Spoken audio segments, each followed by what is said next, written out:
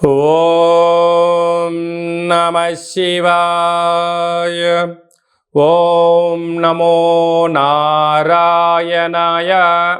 నరదృష్టి నివారణ, కర్మ నివారణ, సకల సంచిత కర్మ, ప్రారబ్ధ కర్మ, ఆగమిక కర్మ, దగ్ధ నివారణ, తులాభార కాల భైరవాయ నమో నమః. ఓం దిగంబరాయ విద్మహే తంత్రక్షేత్రాయ ధీమహి తన్నో సంహారకాల భైరవ ప్రచోదయాత్.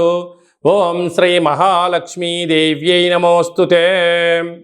ఓం గణానాం త్వా గణపతిగుం అవామహే కవిం కవీనాపవస్త్రవస్తవం జ్యేష్ఠరాజం బ్రహ్మణస్వత ఆన శృణ్వన్నోతిభిస్సీదసాదనగుం. శ్రీ మహాగణాధిపతయే నమః. హరి ఓం. 1వ తారీఖు 9వ నెల 2024 నుండి 15/9/2024 వరకు పుట్టినటువంటి వారందరూ కూడా ముందస్తుగా జన్మదిన శుభాకాంక్షలు. గతంలో వివాహం అయినటువంటి వారికి వివాహ వార్షికోత్సవ శుభాకాంక్షలు. 1/9 నుండి 15/9 వరకు ద్వాదశ రాశుల్లో గ్రహ గమనాల్ని ఒకసారి వీక్షింపచేద్దాం. వృషభ రాశిలో దేవగురు బృహస్పతి శత్రుస్థానంలో సంచార స్థితి. మిథున రాశిలో కుజ భగవానుడు, కర్కాటక రాశిలో బుధ భగవానుడు, సింహరాశిలో ఏడాది తర్వాత రవి భగవానుడు, కన్యరాశిలో శుక్రుడు మరియు కేతు సంచార స్థితి, కుంభరాశిలో శని భగవానుడు వక్రగమన సంచార స్థితి, మీనరాశిలో రాహు భగవానుడు సంచార స్థితితో ద్వాదశ రాశుల్లో గ్రహ గమనాలు ఈ విధంగా ఉన్నాయి.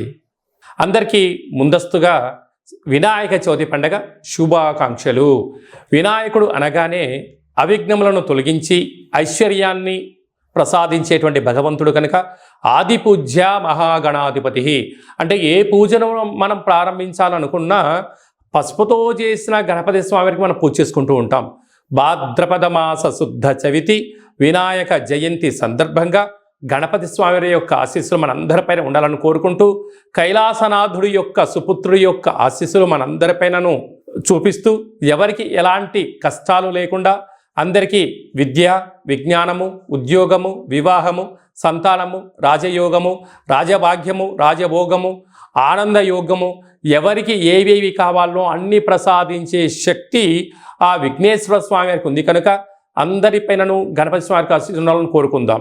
దయచేసి వినాయక చవితి రోజు సాయం సంధ్యాకాల సమయంలో ఎవరు దయచేసి ఆకాశంలో ఉండబడినటువంటి చంద్ర భగవానుణ్ణి ఎవరూ దర్శించవద్దు. కారణం ఏమిటనగా మన కృష్ణ పరమాత్ముడు పాలలో గ్లాసులో చంద్ర భగవానుడు యొక్క దర్శనమైనందుకు ఆ సంవత్సరాంతము అనేక రకాలుగా చెయ్యనటువంటి నిందలను పడి అనేక రకాలుగా ఇబ్బందులకు గురయ్యాడు అని చెప్పి మనకు అనేక రకాల పురాణాలు చెప్తూ ఉన్నాయి. కనుక దయచేసి మనం ఎవరము కూడా చూడకుండా ఉండే ప్రయత్నం చేయండి. పరిస్థితుల ప్రభావం చేతనో ఏదో పరిస్థితుల ప్రభావం చూసినట్లయితే దగ్గరగా ఉండబడినటువంటి గణేశ స్వామివారి యొక్క మండపం దగ్గరికి వెళ్ళి ఆ అక్షంతలు వేసుకొని స్వామివారికి మనసారా దండం పెట్టుకోగలిగినట్లయితే ఆ యొక్క చంద్ర దర్శన దోషం తొలగిపోతుందని చెప్పి గమనించగలగాలి. వీలైనంత వరకు కలుషితము కానటువంటి, అంటే రసాయనిక రంగులతో తయారు చేసినటువంటి వినాయకుడిని కాకుండా ఆర్గానిక్ సహజ సిద్ధమైన రంగులను ఏర్పాటు చేసినటువంటి గణపతి స్వామిని పూజించుకుందాం. భావి తరాలకి, అంటే రాబోయేటువంటి రోజులలో కలుషితము లేనటువంటి చెరువులను కాపాడుకుందాం. ఎందుకనగా చెరువులో వేయడం వలన నీరు కలుషితం అవ్వడం, అందులో ఉండబడినటువంటి జలరాశులు అంటే చేపలు కానీ, కప్పలు కానీ, అనేక వానపాములు కానీ అవి మరణించకుండా కాపాడుకునే బాధ్యత మన అందరిపైన ఉందని చెప్పి కూడా గమనించగలగాలి. అలాగనే సంపూర్ణంగా మనము ఈ యొక్క గరికను, ఫలాలను, పత్రాలను, పుష్పాలను భక్తితో పూజ చేసుకుందాం. గణపతి స్వామికి ఆశీస్సులు పొందుదాం. అనేక మందికి ఆదర్శంగా ఉందామని చెప్పి కూడా గమనించాలి. ధనుసు రాశి జాతకులు సోమవారం అమావాస్య, సోమవతి అమావాస్య సందర్భంగా, మంగళవారం అమావాస్య కాళామావాస్య సందర్భంగా, అష్టమి బుధవారము కాళాష్టమి సందర్భంగా ఎలాంటి విధులను పాటించాలో ఈ వీడియోలో సవివరంగా సంపూర్ణంగా తెలుసుకుందాం. ధనుసు రాశిలో ఏ నక్షత్రాలు వస్తనగా మూలా నక్షత్రంలోని 4 పాదాలు, పూర్వాషాఢ నక్షత్రం 4 పాదాలు, ఉత్తరాషాఢ నక్షత్రంలోని 1 పాదం కలిపితే ధనుస్సు రాశి అవ్వడం జరుగుతుంది. అలాగే చాలామందికి పుట్టినటువంటి కాల సమయంలో డేట్ ఆఫ్ బర్త్లు సక్రమంగా లేనటువంటి కారణం వలన పేరు యొక్క మొదటి అక్షరాన్ని అనుసరిస్తూ ఆ రాశిని తెలుసుకునే ప్రయత్నం చేద్దాం. ఏ, యో, బా, బి, బు, ధా, బా, డా, బే అక్షరాల వారందరూ కూడా ధనుసు రాశి జాతకులే. ధనుసు రాశి యొక్క పరిస్థితి కాలమానంగా మనం అనుకూలించినట్లయితే అర్ధాష్టమ రాహు చేత, సప్తమంలో కుజుడు చేత, అష్టమంలో బుధుడి చేత స్వల్పమైనటువంటి అంతర్గతమైనటువంటి బహిర్గతమైన మనోవేదనకు గురయ్యేటువంటి పరిస్థితి అధికంగా ఉంది. కనుక సోమవారం అమావాస్య, సోమవతి అమావాస్య, మంగళవారం అమావాస్య, కాళామావాస్య, బుధవారం అష్టమి, జ్యేష్ఠ నక్షత్ర సందర్భంగా ఇలాంటి కాల సందర్భంలో కూష్మాండ దీపాన్ని వెలిగించడం లేకపోతే నారికేల దీపాన్ని వెలిగింపచేయడం వలన సంపూర్ణ శత్రు సమస్య, రోగ సమస్య, అనారోగ్య సమస్య తొలగిపోతుందని ఆ దీపాన్ని వెలిగించి యథాశక్తిగా షోడశ ఉపచార నైవేద్యాలు పెట్టిన తర్వాత వీలైతే సాకలి వాళ్ళకు దానం చేయండి, లేకుంటే దానం చేయించండి. మీకు చాలా మంచి కాలము అని చెప్పి గమనించగలగాలి. అదే కాకుండా తృతీయంలో శని భగవానుడు 30 సంవత్సరం తర్వాత వక్రగమనంలో ప్రయాణము చేయడం వలన తల్లిదండ్రులతో, అన్నాదమ్ముళ్లతో, అక్కా చెల్లెలతో పార్ట్నర్షిప్ వ్యవహార కార్యక్రమాలు, పై ఉద్యోగస్తులు, సహ ఉద్యోగస్తులతో స్వల్పమైనటువంటి ధనపరమైనటువంటి ఉద్యోగపరమైనటువంటి భేదాభిప్రాయాలు వచ్చే పరిస్థితి అధికంగా ఉంటుంది. అర్ధాష్టమ రాహు ఎంత కష్టపడినా నిన్ను ఎదగనివ్వకుండా అనేక మంది మిమ్మల్ని ముప్పలు తిప్పలు పెట్టే పరిస్థితి ఉంటుంది. కానీ మీరు అధైర్యపడనక్కర్లేదు. 6వ స్థానంలో గురు సంచార స్థితి నిత్యము రుణ సమస్య, రోగ సమస్య, ఉద్యోగ సమస్య, అభ్రతతాభావంతో జీవనాన్ని పొందే పరిస్థితి చాలా అధికంగా ఉంటుంది. కనుక ఇలాంటి కాల సమయంలోనే దేవతారాధన, కాళభైరస్వామి యొక్క అష్టక పారాయణము, కాళభైర మంత్ర ఉపదేశం సాధన చేయడం వలన వీటన్ని తొలగిపోతాయని చెప్పి గమనించాలి. సాఫ్ట్వేర్ ఉద్యోగస్తులు, హార్డ్వేర్ ఉద్యోగస్తులు, సినిమా రంగాలు, యూట్యూబ్, వాట్సాప్, ఫేస్బుక్ క్రియేటివిటీ రంగాలు, నూతనమైనటువంటి కార్యక్రమాలు ప్రారంభించాలి అనుకునే వారు, విదేశాలలో ఉండబడిన వారు ఓపిక, సహనం, మీ జన్మ నక్షత్రం అలాగనే మీరు పుట్టినటువంటి రోజున కొన్ని విధి విధానంలో మౌనం, ధ్యానం, దానం వలన ప్రశాంతత, ఆరోగ్యం, విజయానికి తొలిమెట్టు అవుతారని చెప్పి గమనించాలి. 2/9/2024 మనకు సోమవారం అమావాస్య, శ్రావణమాస అమావాస్య, అందులో మఖా నక్షత్రంతో కూడుకున్న అమావాస్య రావడం వలన సోమవతి అమావాస్య అంటారు. ఆ అమావాస్య సోమవారం అంతా సంపూర్ణంగా ఉంటూ 3వ తారీఖు ఉదయం 9 గంటల వరకు కూడా ఉంది. కనుకనే మనకు మంగళవారం కూడా అమావాస్యగా పరిగణించగలగాలి. కనుక శ్రావణమాస అమావాస్య సందర్భంగా కాళ అమావాస్యగా మనము గమనించగలగాలి. వీలైనంత వరకు ఇంటిలో శుద్ధి పెట్టుకోవడం, మన జన్మ నక్షత్రం, మన జన్మతిథి, జన్మరోజు ఆ రోజు వచ్చినట్లయితే వీలైనంత వరకు నీటిలో ప్రయాణం చేయకపోవడం, వాయు ప్రయాణాలు చేయకపోవడం, విశేషమైన గొడవలకు దూరంగా ఉండడం, మౌనంగా ఉండే ప్రయత్నం చేయగలిగినట్లయితే మనకు దుష్టగ్రహాల యొక్క దోషం తగ్గుతుందని చెప్పి గమనించగలగాలి. వీలైతే కాలాన్ని శాసింపజేసే శక్తి కాళభైరవ స్వామి వారికి ఉంటుంది. కనుక మనమందరము కూడా కాళభైరవ స్వామి యొక్క స్మరణ, ధ్యానము, కూష్మాండ దీపము, కాళభైరవ స్వామికి సౌభాగ్య ముడుపు కట్టుకొని హోమ కార్యక్రమంలో పాల్గొన్నట్లయితే మనకు అమావాస్య ఛాయలు, సోమవతి అమావాస్య ఛాయలు దోషం తొలగిపోతుందని చెప్పి కూడా గమనించగలగాలి. వీలైతే మీరు ఇంట్లో చేసుకోండి. కుదరకపోతే ఈ కింది నెంబర్ సంప్రదించినట్లయితే మన యొక్క దేవాలయంలో అమావాస్యకు విశేషమైనటువంటి కాళభైరవ కాళ అమావాస్యకు సంబంధించినటువంటి హోమ కార్యక్రమాలు జరుగుతాయి. కనుక మీకు వాట్సాప్ కాల్ ద్వారా ప్రత్యక్ష ప్రసారాన్ని కూడా చూపించడం జరుగుతుందని చెప్పి గమనించగలగాలి. అలాగనే మనకు 7వ తారీఖున వినాయక చవితి పండగ. కనుక మనమందరము కూడా ఆది పూజ్య మహాగణపతి స్వామి వారి యొక్క పూజా కార్యక్రమాలని యథాశక్తిగా మనకు ఎంత శక్తి కలిగితే అంత శక్తిగా స్వామివారిని పూజ చేసుకుందాం. కలుషితం లేనటువంటి, రంగులు లేనటువంటి, రసాయనం లేనటువంటి వినాయక స్వామిని పూజిద్దాం. స్వామివారికి అటుకులు, బెల్లము, ఉండ్రాళ్ళు, లడ్డూ నైవేద్యాన్ని ఏర్పాటు చేసుకుందాం. స్వామివారి యొక్క ఆశీస్సుల కోసం మనం అన్ని విధాల మానవ ప్రయత్నం చేద్దాం. దయచేసి చంద్ర భగవానుణ్ణి దర్శించవద్దు అని చెప్పి మీరు గుర్తు పెట్టుకోగలరు. అలా విధి లేని పరిస్థితిలో దర్శించినట్లయితే ఈ కింది నెంబర్ సంప్రదించి మీ గోత్రనామాలు పంపించినట్లయితే ఆ యొక్క దోష నివారణకు మన యొక్క దేవాలయంలో ప్రత్యేకంగా పూజ చేయించి మీకు గరిక, అక్షంతలు, కంకణాన్ని పంపించడం జరుగుతుంది. కనుక దయచేసి 100కు 100% ఎవరు చూడవద్దు. తెలియని పరిస్థితిలో చూసినట్లయితే ఈ కింది నెంబర్ సంప్రదించండి. మీకు మంచి సలహా సూచన ఇచ్చి అష్ట కష్టాలకు మనము కేంద్ర బిందువు కాకుండా అష్ట ఐశ్వర్యం స్వాగతం పలకడానికి ఏమేం కావాలో సలహాలు సూచనలు ఇవ్వడం జరుగుతుందని చెప్పి గమనించాలి. అలాగనే మనకు 11వ తారీఖు భాద్రపద మాస శుద్ధ అష్టమి బుధవారము, జ్యేష్ఠ నక్షత్ర సందర్భము. ఇది చాలా ఒక 18 సంవత్సరాలకు ఒకసారిగా వచ్చేటువంటి బుధవారము, జ్యేష్ఠ నక్షత్రము, అందులో అష్టమి తిథి రావడము.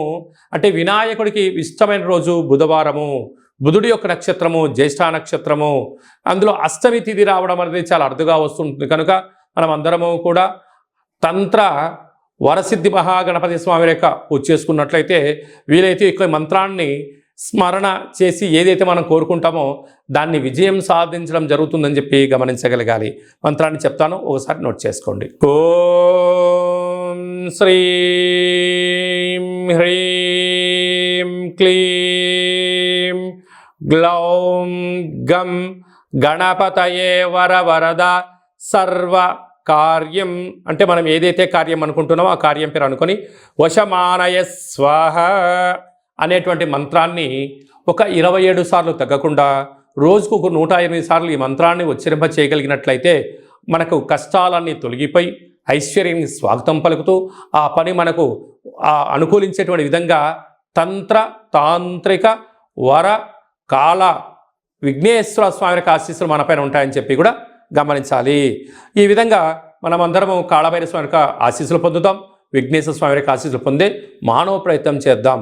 ఇంకను ఈ యొక్క భాద్రపద మాసంలో మనం విజయం సాధించగలగాలి అన్నట్లయితే ఒక్కసారి ఈ పాత్రను చూసినట్లయితే ఈ యొక్క పాత్ర కంచు పాత్ర, కాళభైరవ స్వామికి అక్షయ పాత్ర అని చెప్పి గమనించగలగాలి. ఈ యొక్క అక్షయ పాత్రను మనం ఎలా సద్వినియోగపరచుకోవాలో ఒకసారి చూద్దాం. ఇలా ఒకసారి శబ్దం చేసినట్లయితే ఈ పాత్రలోంచి ఓంకార శబ్దం రావడం జరుగుతుంది.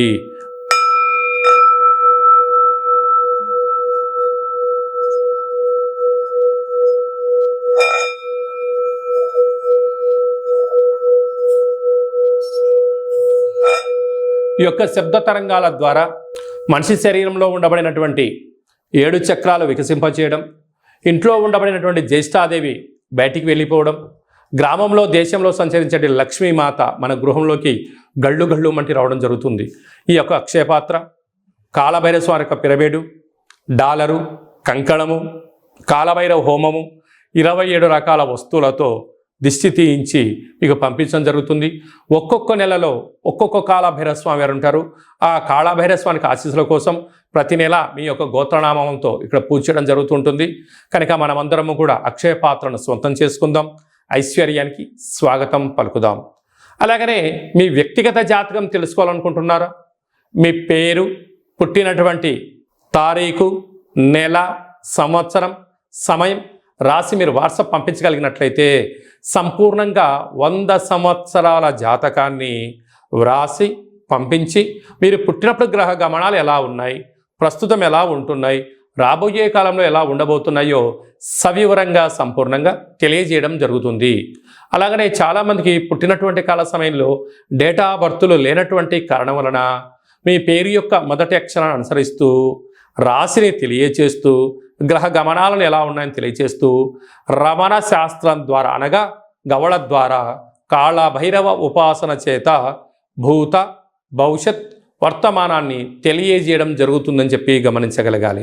కనుక ఆసక్తి గల వారందరం కూడా వ్యక్తిగత జాతకాన్ని తెలుసుకుందాం, జాతకంలో ఉండబడిన అడ్డంకులను తొలగించుకుందాం, ఐశ్వర్యానికి స్వాగతం పలిగేటువంటి అద్భుతమైన కాళభైరవ ఆశీస్సులు పొందుదాం. కనుక వ్యక్తిగత జాతకం తెలుసుకోవాలని అనుకుంటున్న వారందరూ కూడా ఈ కింది నెంబర్ని ఆన్లైన్ ద్వారా కానీ ఆఫ్లైన్ ద్వారా కానీ వాట్సాప్ ద్వారా కానీ సంప్రదించి అపాయింట్మెంట్ తీసుకొని సంప్రదించగలరు. మీ యొక్క జాతకాన్ని సవివరంగా సంపూర్ణంగా తెలియచేస్తూ మన యొక్క దేవాలయంలో కాళభైరవ హోమం జరిగినప్పుడు జాతకం చెప్పించుకుంటున్న ప్రతి అందరికీ కూడా ఒక వీడియో కాల్ ద్వారా కాళభైరవ స్వామికి చూపించి ఆశీస్సులు కోసం ప్రయత్నం చేయడం జరుగుతుందని చెప్పి కూడా గమనించగలగాలి. ఇంకనూ విశిష్టత ఏమిటనగా వినాయక చవితి అనగానే అనేక మండపాలలో అలంకరణ, మండపాలు ఏర్పాటు చేసే విధానము వైవిధ్యభరితంగా ఉండడం జరుగుతుంటుంది. అలాగా గణపతి లడ్డు అనేక మందికి రావాలి, అదృష్టం కావాలి అని అనుకుంటూ ఉంటారు చాలామంది కూడా.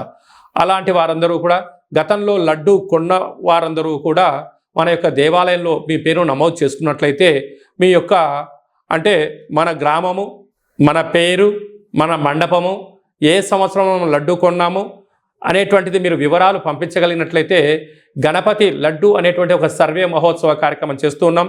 ఈ సంవత్సరం ఎవరైతే లడ్డు కొన్నారో వారందరికీ ఒక వేదికను ఏర్పాటు చేయడం జరుగుతూ ఉంటుంది. అనేక దేశాలలో కూడా లడ్డు వేలంపాట జరుగుతూ ఉంటుంది.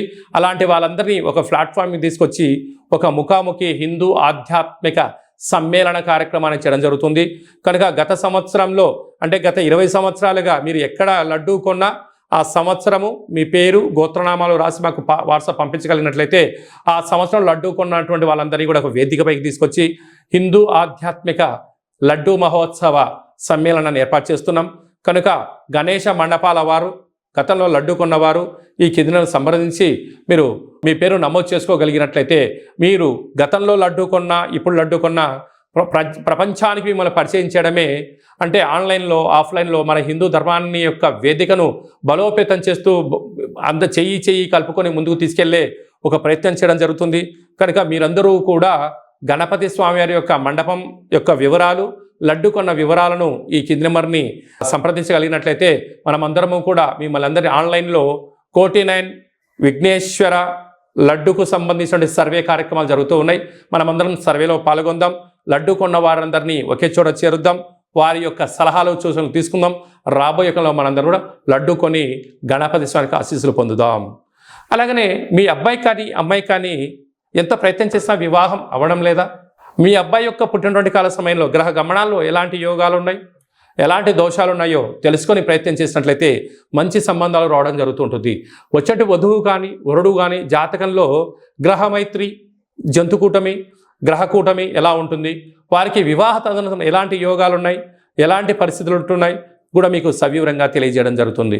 కనుక మనమందరం కూడా జాతకాన్ని తెలుసుకుందాం. కష్టాల కడలకి ఫుల్ స్టాప్ చెప్దాం. ఐశ్వర్యానికి స్వాగతం పలుకుదాం.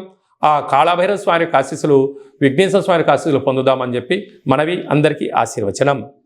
ఓం శతమానం భవతి శతాయు పురుష సతేంద్రియ ఆయుష్యేవేంద్రియే ప్రతితిష్టతి ధనం ధాన్యం బహుపుత్రలాభం శత సంవత్సరం దీర్ఘమాయు సర్వే జనా సుఖినో భవంతు లోకా సమస్తా సుఖినో భవంతు సర్వం విఘ్నేశ్వరార్పణమస్తు. ఈ వీడియో మీకు నచ్చినట్టయితే లైక్ చేయండి, షేర్ చేయండి, మా ఛానల్ని సబ్స్క్రైబ్ చేసుకోండి. అందరికన్నా ముందుగా మీ వ్యక్తిగత జాతకం మీరు తెలుసుకోవాలనుకుంటున్నారా? అందరికన్నా ముందు మీరు మంచి రోజులు, ఎలాంటి విధులు పాటించాలో తెలుసుకోవాలనుకుంటున్నట్టయితే మా యొక్క ఛానల్ని సబ్స్క్రైబ్ చేసుకున్న తర్వాత గంట సింబల్ ప్రెస్ చేయండి. ఆల్ అనే బటన్ కూడా తెలియచేయండి. మీరు ఎవరి క్షేమమైతే కోరుకుంటున్నారో వారికి ఈ వీడియోను ఫార్వర్డ్ చేసి భగవంతుడి యొక్క ఆశీస్సులు పొందగలరు.